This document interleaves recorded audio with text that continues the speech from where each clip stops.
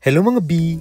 Nandito tayo ngayon sa harap ng Tawid Ken Kultura, Ilocos Sur Trade and Expo para mag-food trip. Kasama ko sa aking paghahanap ng makakain si Doc Camille.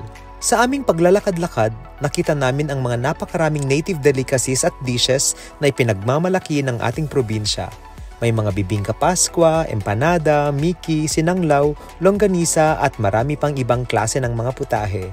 Siyempre, dahil sa nagiging modernized na din ang dila ng mga taga Ilocos Sur, marami na din sa atin ang mga nahihilig sa mga foreign dishes.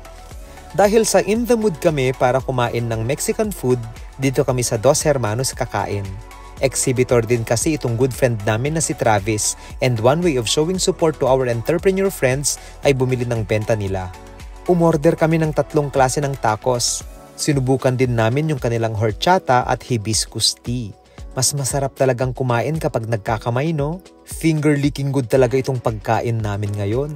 Occupied na lahat ng mga tables doon sa harap ng kiosk, kaya nag-request kaming dito na lang kami sa likod kumain. To our surprise, mas maganda pala yung view dito. Kung ano man yung mga cravings mo ngayon, siguradong makakahanap ka ng magugustuhan mong food kapag dito ka namasyal. B, ano pang hinihintay mo? Ayain mo na ako on a date sa trade fair. Promise, di ako malakas kumain. Kaya di ka malulugi. Yun lang.